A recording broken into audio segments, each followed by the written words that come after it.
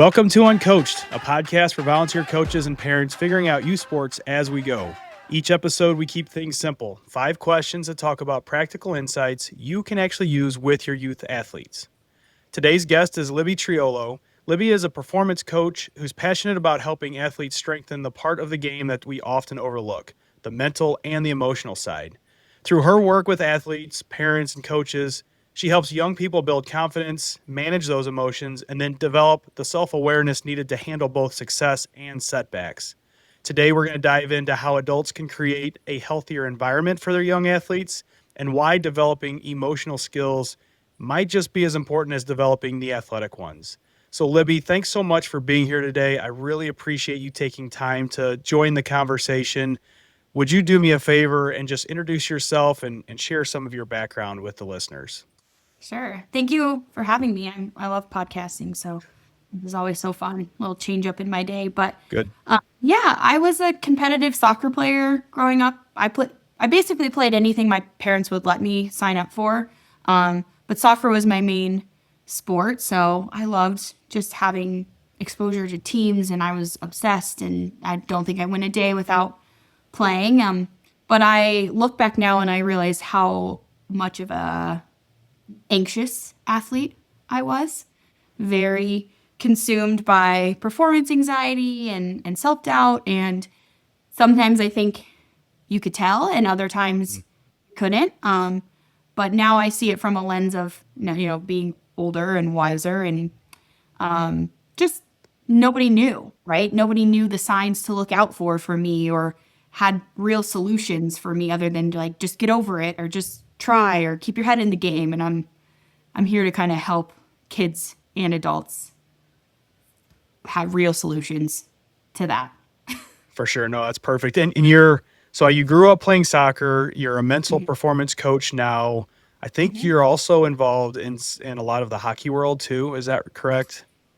I am. Yeah, I wasn't a hockey player growing up, but my cousins played. And then my husband and I were billet parents for a junior hockey team. So just kind of along the lines, I started in like more clinical mental health and then kind of evolved into mental performance coaching. And then just kind of by chance, hockey became kind of my initial niche just because of exposure. I had these teenage young men living in our basement and I kept seeing the same kind of things I struggled with that were showing up for them on the ice. So it just kind of happened that way. Now I work with athletes of all different sports and all of that. But yeah, I just kind of like happened into hockey. It's really unique. And I did catch that on your website a little bit. And maybe this is me just not being very smart, but I grew up playing hockey. That's the first time I'd ever heard that term before. So like, just briefly explain what a billet parent is. We're not going to jump into that as content, but I think it's such a cool thing because you often hear about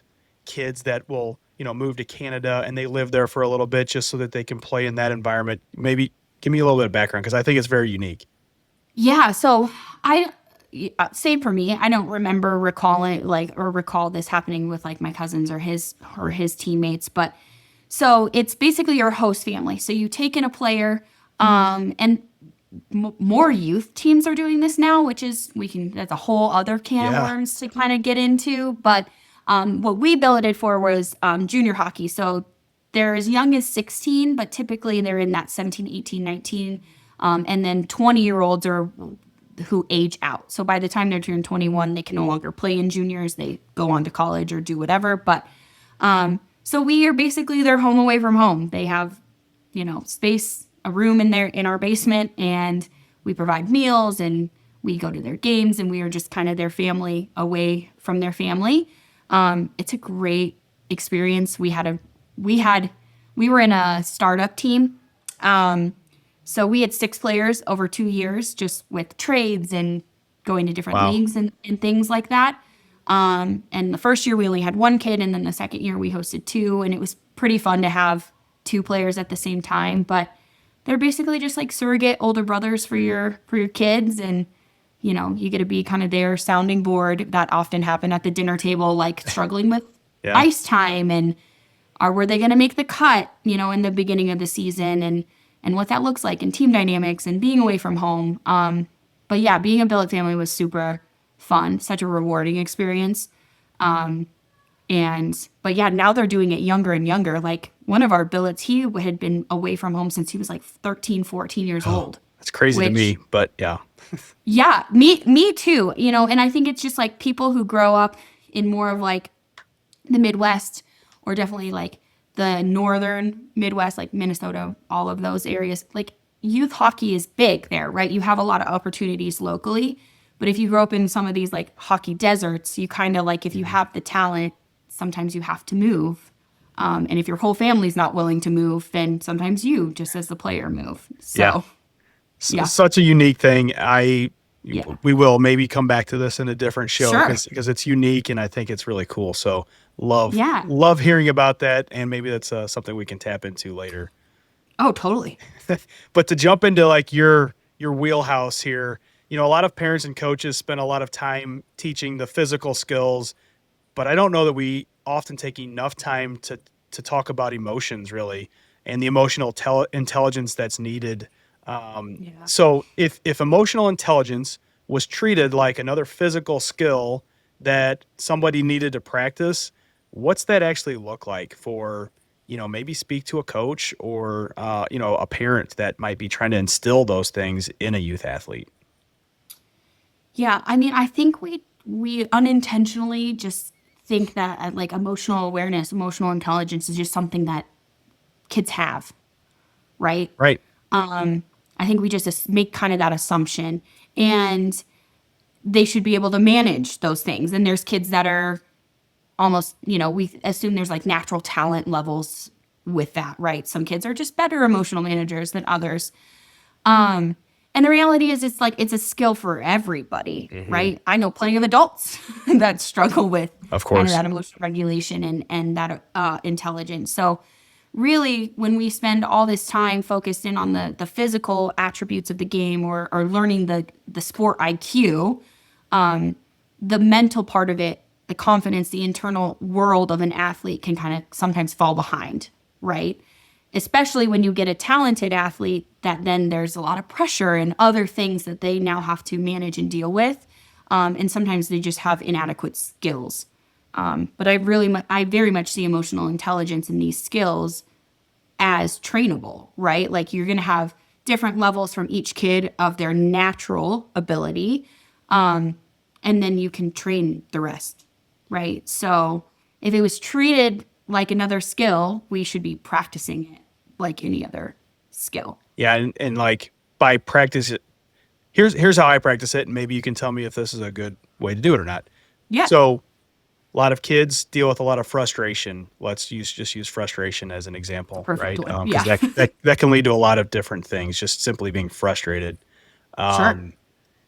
I try to let that frustration just be there and not jump all over it right away and say, "Hey, don't be frustrated." Because I feel like that's probably one of the worst things you could say is, "Don't be frustrated when somebody's frustrated," because it's just going to balloon and snowball into things, right? So Right. maybe it's too simplistic, but that's just my approach. If somebody's frustrated, I'm going to give them the space and the opportunity to be frustrated. Maybe we'll chat about it later, but in the moment, let it be there for a second. What do you think about that? Yeah. Yes. I think that is such a, I would rather that than telling them to get over it, right? 100% of the time, because the motion is part of it. It's part of living, right? And part of my philosophy around mental performance, emotional intelligence is that I would never coach you to get rid of a certain emotion, anger, frustration, anxiety, whatever it is, because one, you're setting yourself up for failure. You will never eliminate these Right. emotions from your life. And I would never, ever, ever, ever, ever want you to, right? All of these emotions serve a purpose. We just don't want them to be in the driver's seat, right? The emotional experience is there for a reason. It tells us a lot of information. We have to learn to decipher that information, channel it into solutions versus it letting it either shut us down and do nothing or put it in the driver's seat and have it dictate our behavior and our reactions. So I think as a coach, as a parent, like let your kid struggle a little bit, right? Like let them feel that. Because now you're teaching them that emotions are, even though they're uncomfortable, it's okay, right? It's okay to have them. So that I love that. I think the next step of that then becomes like you being as the adult in the scenario, guiding them what to do with it. Okay. Right? Yeah. So give them the space. Yes, give them the space to feel it because now we've learned that emotions are okay. Now the second step is, okay, what do I do when I feel that way? Right? And so that's where it comes into like a coaching aspect of it, of like, how do I help them channel that into a reset or into behavior, right? I'm frustrated that hypothetically I keep striking out. All right, what am I going to do about it? Right? How do I take that frustration and say, okay, what am I doing that is leading to this outcome? How do I channel that into a process that helps me train and alleviate that frustration to have better outcomes? Yeah, I makes complete sense. I think maybe some folks are good at giving the space, but I think where folks could probably learn from you and this conversation's great is taking it that step forward and knowing how to teach them how to deal with that as well. You know, because and like you said, I mean, there's adults that struggle with this, so it's Yeah. not an easy thing. It's not as easy as teaching somebody how to kick a soccer ball. So it's like, what's the reset that's going to work for that child? It requires you to know that kid pretty well and have a conversation and understand what makes them tick and what doesn't, and try to figure out what that refresh might be or that reset opportunity. So Yeah. great piece. And I love your analogy of in the driver's seat or not, because all of these things, these emotions that you're having, they're like you said, they're influences, they're inputs into what's happening. And it's how you're using that information, you know, to ultimately make yourself better, make good decisions, whatever that might be. Yeah. I think and I think as you're learning to do this and as you're teaching athletes to do this, the lens becomes less judgment, more curiosity, right? Like if we judge our feeling or whatever it might be, then we're it's a distraction, right? It's more curious. All right, what about that is so frustrating for me, right? Is it the frustration because in practice I can do this and in the game I can't, Right. right? Or what is it? Or is it like, oh, is there something off with my technique? Right? Like, so it's more about the curiosity than it is the judgment. And I think as a coach, as a parent, it's asking the questions and getting the kid, the athlete, to steer that conversation versus telling them what to do. Yeah, for sure. I Yeah. the way you're putting it, curiosity is great because I think that relates to the physical side too, because you want kids to have the curiosity to try new things without a fear of being ridiculed or told that they're doing something wrong if they happen to make a mistake. Because you want kids to make a mistake and you want that curiosity. So I think it's Yes. great way to place it. And Yes. and I would say one of the hardest things for adults is knowing, especially around like the game situation, is knowing when to step in after a bad game and when to kind of stay quiet. We've talked about this a little bit, but how can parents and coaches recognize what an athlete actually needs in those emotional moments and know when to be quiet, when to give advice, maybe when just to give a hug? You know, are there some tips or tricks that you might have that help us out? Absolutely. I mean, I always tell parents that in this scenario, timing matters almost more than message, Mm. right? So, right after a tough game or a like a mistake, right? Like the emotional part of your brain is kind of driving the bus, right? You're Yeah. frustrated or you're angry or you're any of those things, right? So, that is not the time. We're no longer plugged into the prefrontal cortex, like the decision rational part of our brain, right? If we're going to use some neuroscience here. So, that's not when they're prepared for analysis or coaching or problem solving. So, and I tell this to parents and coaches, right? This is something a coach can take too, of like your player messes up. Like, yes, they need the feedback, they need the accountability, they need the coaching. When they're dysregulated, it's going in one ear and out the other, Mm. right? They're not hearing you. So that's where you see a lot of frustration from the adult lens of like, I've explained this to you, I've taught you this. And it's like, well, Mm. at what point did you teach it? Because if you're teaching it when they're highly emotional, they're not retaining Right. what you're Yeah. saying. Makes Yeah, absolutely. So that's a big part of it, right? So we want to create, and I get some pushback from like, and I grew up in the sport culture of like just grin and bear it and just do it. But like we have to ultimately create this like emotional safety first. And I'm not saying to coddle kids and I'm not saying to reduce standards or expectations, but when we feel emotionally in control and safe, then we can make better decisions and we can be more coachable.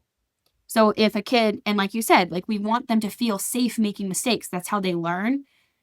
Often the message that is told is like mistakes are unsafe. So we need to create the environment where mistakes and emotions are safe, right?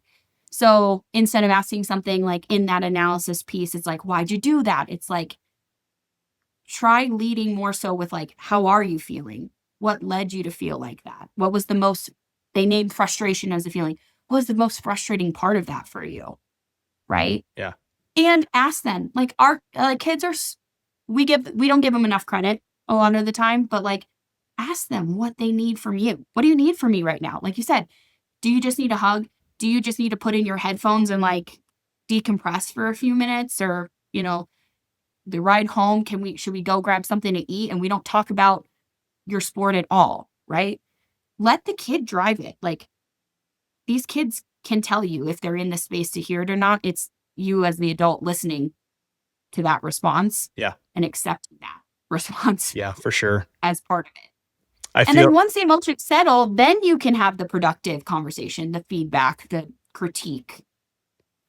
But in that moment, you're just putting gasoline on a fire. yeah, I think if you're really paying attention during that conversation too, you can, as an adult, you can understand when things are clicking for a kid and when they're not. Um, it's just a different response. You get the head nods, you get I totally get it, right? They're a little bit more um, focused on that conversation. And I'm feeling a little bit of shame because I've been that coach before that said, "Hey, we've done this a million times. Why why are you Right. not doing it this way?" Like I Right. feel like I've done the things that you're saying here, and it feels not great, to hear that because I think you're right on. And it's just like when you're in the heat of that moment, you're an adult, they're a kid, and you're like, we've worked on this every practice. Why are we doing this still? And you're like, that's just not the right approach. And again, I think the biggest part of this is like the intent versus the impact. Nobody's going around trying to like stir kids up and make them like afraid of like Right. that's not the intent from anybody. But again, it's skills, it's comfortability with like having these conversations. And like I think so much of like sport culture was so much of like mental toughness meant no emotion to it unless it was like Of course. good Yeah. Right. emotion. Yeah. And that screwed up a lot of us, right? As youth athletes, as we've now bloomed into being parents and coaches ourselves, like those messages are kind of ingrained. And so you're nobody's nobody went to not every coach went to get master's degrees in counseling and Yeah. has all this like and I wouldn't expect that, right? And so really I think as the coach, as the parent, you have to kind of slow down and ask yourself like, what's my intent right now? And is that the impact that's landing for this athlete Yeah. For sure. or my kid, whatever it is? Yeah. Yeah. And a second ago, you talked about kids having a little bit of self awareness because, they kind of know what's going on internally. And if you tap into that, you can get a good indication of where they're at. But if a young athlete wanted to become more self aware or really try to understand those signals themselves, what are a few simple habits that they could build that would help them kind of mentally be stronger over the course of a season and identify a little bit better some of that self-awareness? Yeah. I mean, for me, self awareness is like one of the foundations, the cornerstones of every other mental skill, right? I have to be really honest with where I am and where I'm at emotionally, mentally, physically to create goals, to move forward, right? So, one habit that is really quite simple and something you can do like after every practice, after every day, after games, whatever it is. But if it takes 2 minutes after a practice or a game to ask yourself like three questions, right? Like what went well today, what challenged me today, and then what's something I need to focus on next time. right? So, is it something like, oh, this went really well today? I need to make sure I replicate that the next time. Or today was a really challenging day. What do I need to do that I need to focus on tomorrow at practice that's going to help to alleviate that challenge for me in the next game? And I think that's like, it's super simple, right? There is a lot to be said about writing things down, right? I always encourage my athletes. Do I love that it's on technology? Not always, right? But like, we got to meet them where they are. That's right. So, Yeah. like, whether it's the notes app in your phone or keeping a paper notebook, but like putting your mental world into the physical world, being able to see it and sort through it and track it in that way is therapeutic in itself. Mm. And so I think I always encourage like keeping a record of that, whether it's digital or hand and paper. Yeah, that's such a cool idea. You've got me thinking about a couple of different things. The first thing I think is you're talking about self-awareness and having honesty with that. I think I'm put my coach hat on to have that conversation with the team and say, "Hey, I I want to open this up and I want you to be honest with me about how you're feeling. So if I ask you and I can tell something's going on, I want you to be transparent with me and just tell me. Like you could be mad at me. I'm the coach. You could be mad at me. That's okay. But I want to know where we're at and what's going on so that I can help you improve a little bit. And I think maybe on the adult side, that's that can help them gauge and build that, opportunity to be self-aware if you give them the opportunity to just be transparent. And I think that the coaching lens from that, right, is kids are always watching. Yeah. So model that, right? Like you get frustrated at a call, the way that you show up dictates how the kids are going to show up, Yeah. right? In a different frustrating situation. You are frustrated that you've explained this drill 17 times and they're still doing it wrong. Like, I'm frustrated. It sounds like you guys aren't listening. Like, help me understand the disconnect. Model that. Talk about how you're feeling and why you're feeling and help, almost like externally problem solve because they're picking up on that. You've now created that this environment is a place that we can do that. And you're showing them how to do it, which is, I think, super impactful. Absolutely. Almost sometimes more than telling them how to do it. I couldn't agree more. I mean, I talk a couple of different ways about this, but it's definitely how you show up as a coach that can set the tone, not only for your players, but if you're at a game, it sets a tone for the parents, for your interactions with the referee or the umpire. Like the way you hold yourself, even your nonverbal cues, they just matter a ton. You don't want to see a Yeah. kid watch you frown or huff and puff on the sideline if something doesn't go your way. Or like It just shake, like yeah. like the head drop and shake. That's Yeah. right, yeah. They Yeah. know they're watching, like you said. Everyone is watching, and so it's just you have to be very, very careful, I think. Well, and I think like along the lines of like, body language, like another skill kids can use is like you start to really pay attention to your physical cues. So often like confidence levels, anxiety, frustration, those emotions are going to show up in your body before they show up in your performance. Mhm. Right. And so the earlier you can teach athletes to recognize those signals, the more control they're going to have about that self awareness and then how they respond going forward. Yep. Right. And so I always tell athletes, like, I can watch you and you don't even have to say a word to me. And I can understand like where you are in terms of like your confidence level, your anxiety, how you regulate emotions. I could watch you from across the field and I could probably tell you Yeah. where you're at. Your 100%. body is speaking volumes. Absolutely. I couldn't agree more. Yeah. As a coach, I mean, even when you watch the professional games, you can tell kind of what's going on with that. We just got out of the World Cup, but you could definitely tell a lot of stuff that's going on there emotionally, like where players are at, where their frustration levels at, and things like that.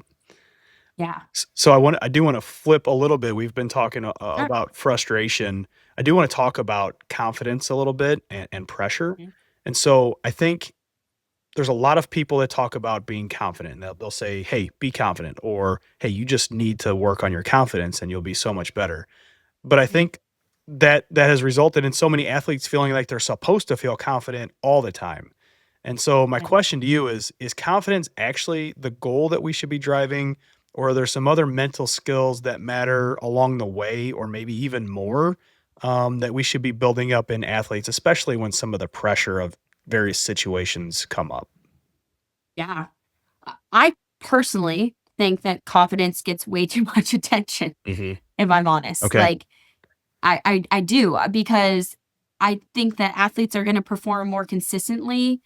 Um, they're not always the ones that appear the most confident, right? Like, that's not always synonymous. So it's really the kids that are the most confident are the best at responding, right? They are adaptable. Pressure is going to create nerves, pressure is going to create mistakes, and confidence is going to fluctuate. And that's the point, right? Like, you don't walk around telling somebody that the goal of life is to be happy every single minute of every single day, Right. right? Like, Yep. it's not realistic. And so when you create that kind of expectation, now you're creating an environment where kids are like, well, that guy looks confident. I don't really feel like he plays at my level, but he looks confident. And then now I've messed with my head because Yeah. he looks confident, right? So what we want to do is create athletes that have an ability to recover and create confidence with reps, practicing recovering from mistakes. And you can't create that without the mistakes, right? So I tell my athletes all the time, I don't want you chasing confidence.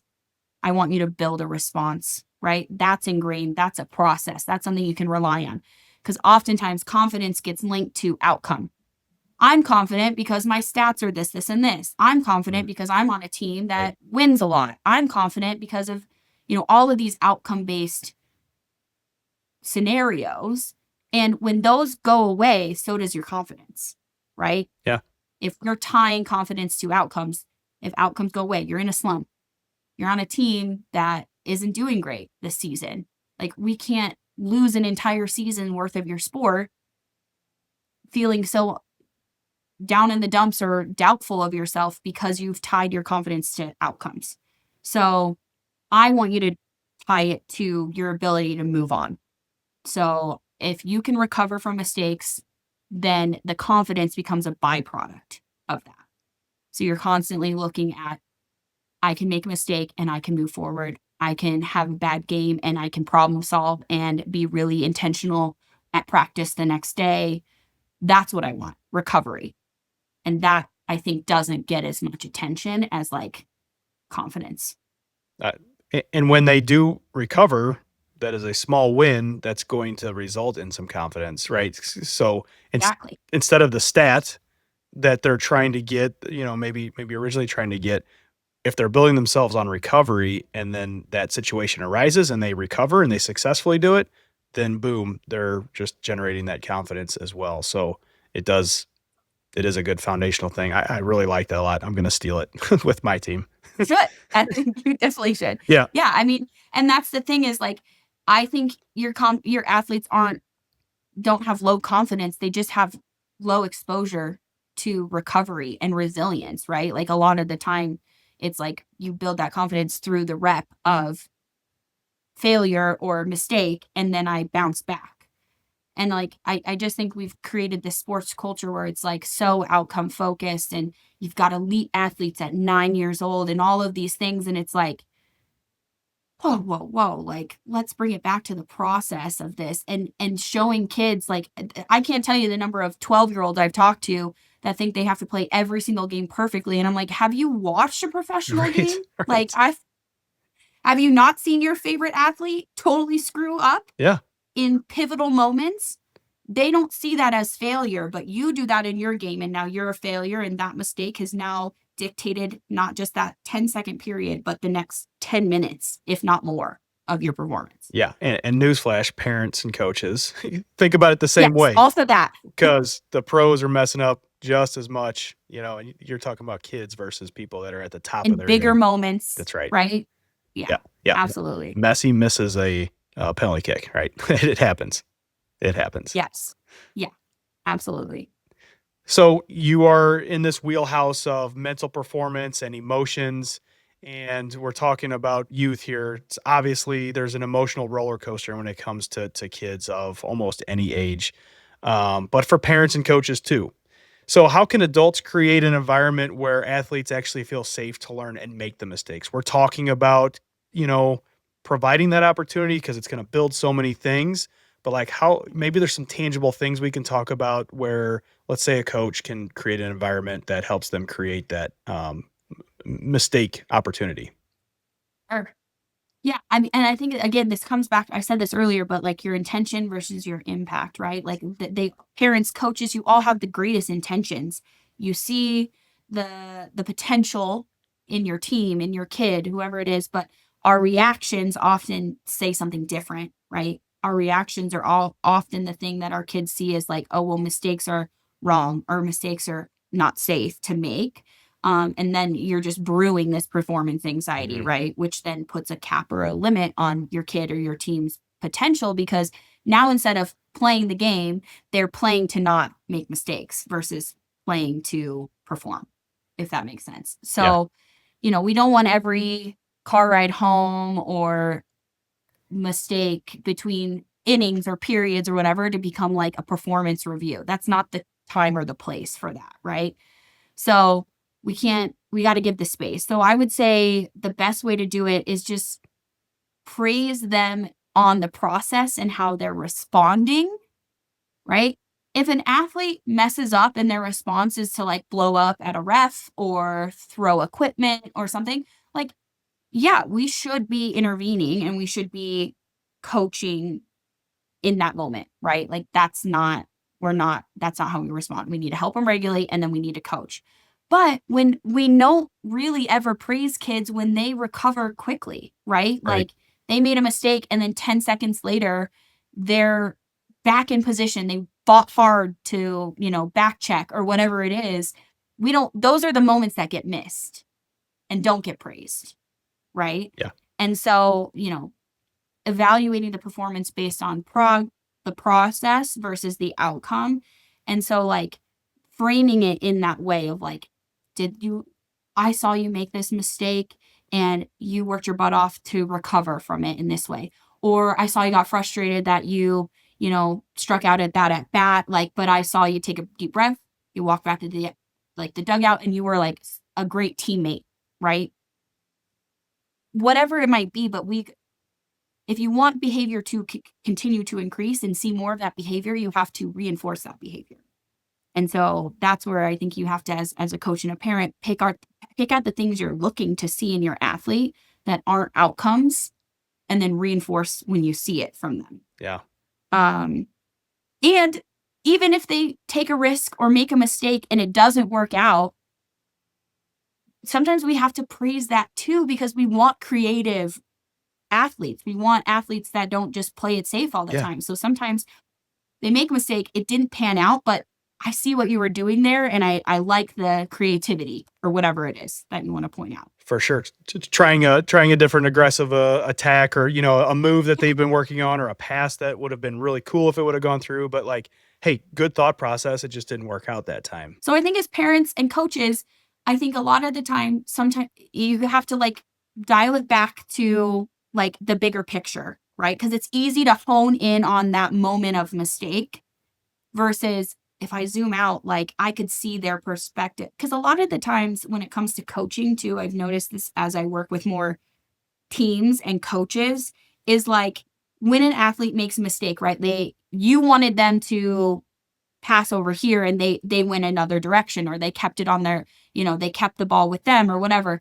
It's usually a difference of perspective, not a Hmm. not like a difference in skill level, right? Where they were on the field provided a different level of perspective than you and an experience level than you as the coach. And so as you're coaching those mistakes, it's like maybe ask again that curiosity.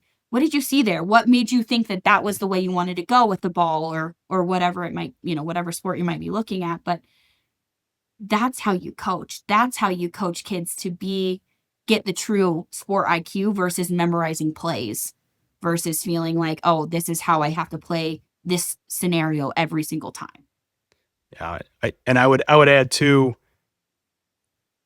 as a coach, have that conversation with the parents too early in the season, preseason, before the season gets started. that this is how you're approaching mistakes, and you would hope that they reflect that as well, so they're not yelling from the sidelines or, talking Mhm. about these things in the car as mistakes. They're opportunities, to get better and to make better decisions. Yeah, I think that's a huge piece is like as much as you obviously you can't control every parent on your team, Yeah. but trying to create that environment of alignment between coaching and parenting because I remember there were moments when like my dad would say something and I'm like that's not what my coach wants me to do and that created frustration, Yeah. right? And that created conflict and tension between me and him when it was unnecessary. It was like just, let my coach be my coach and like kind of standards that you hold the parents to as much as the players. Yeah, for sure. Yeah. So on the podcast here, I like to do 5 questions, but I always slip in a bonus one. I think this one might, be a fairly quick and easy one. I've got an answer that I want to give too because there's some pet peeves Okay. that I've got, but I want to hear yours first. So if you Okay. could eliminate any one specific phrase from youth sports forever, what would it be? Oh, I would say my biggest one is just move on Okay. because it's not that it's bad advice, but it's incomplete advice because like we've talked about this whole time, yes, that is the goal is to move on, but we don't teach kids how to get from A to B, right? And so when you tell an athlete, just move on, they're like, cool, but how? Yeah. Like, Yeah.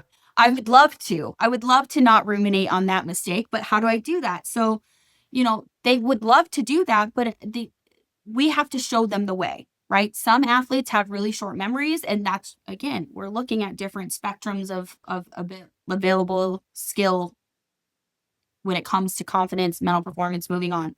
So, teaching all your athletes as like almost a rule of thumb for your team, right? How to move on. So instead of saying just move on, I would say, what's your reset?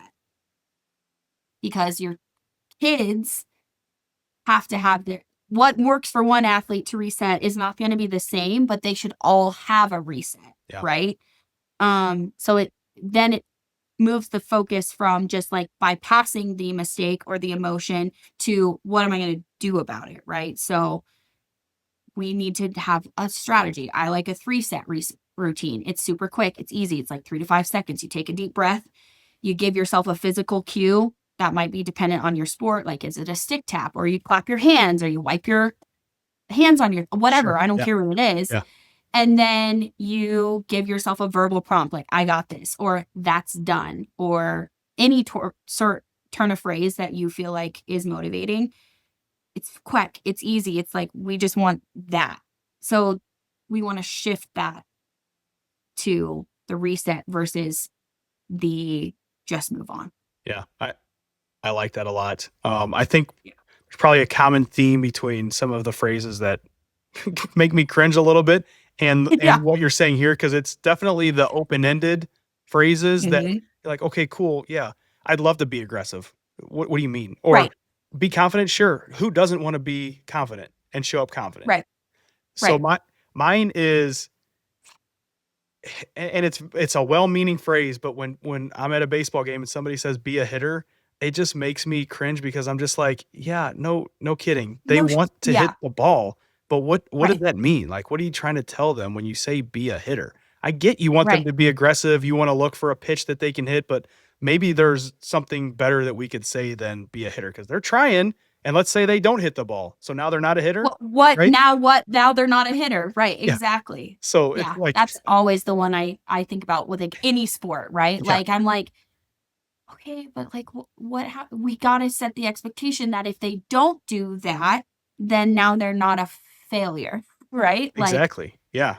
there's elements of the game they cannot control, like, or I've had parents who are like, well, they're a goal scorer. And I'm like, okay, well, now their identity is tied to scoring goals. Right. So what happens when they're on a team where it's a really high skilled team, but they're not on the first line anymore or the second line and they're not scoring as many goals? What do you think happens to their Yeah, confidence? right. Tanks, Who are they? right? Yeah, Like, who are they now?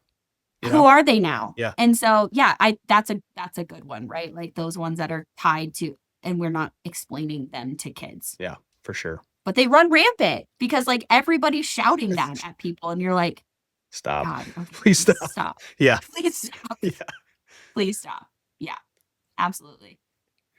All right. So, Libby, this was an awesome conversation. I am very much looking forward to having you come back. We can talk about being a Bullet parent and some of the other things that we maybe didn't get into in this short amount of time. But I just want to say thanks for your time. I appreciate it. Fantastic approach to things. I love the way that you talk about mental performance and the emotional side of things. So, thank you again. If you would do me a favor, I want other people to benefit from hearing from some of your other content areas. Would you mind sharing with us where we can find more of you? Sure. You can follow me on Instagram, Libby Triolo Coaching. I've been really slacking on social media this summer because life is crazy and we have a 9-month-old and a 4-year-old. So, but I usually post a decent amount on there. And you can message me on there if you have questions. I also have my website, libbytriolocoaching.com. And any coaches out there that are interested in incorporating mental performance into their practices and their team culture. I just developed a hockey version of this, but it's all for coaches. It's a community and a guide for you to create these cultures that I'm talking about. The baseball one is close to being done. I just have a little bit left. But if you're a coach in a sport, I'm looking for partner coaches that will review it and look at the drill accessibility. Because obviously I know soccer but I don't know all the sports. So I'm looking for some beta testers if you're interested and you have a sport that is not hockey or baseball. So let me know. I'd be happy to partner with you. Fantastic. I highly encourage everyone to give Libby a look. Check out all the things and the resources that she mentioned there. And if this episode helped you, share with another coach or parent who's figuring it out too. You can find Uncoached and this episode wherever you listen to podcasts. You can watch the episode on YouTube, and make sure to follow the Coaching Dad on Instagram, TikTok, or Facebook. We'll see you next time on Uncoached.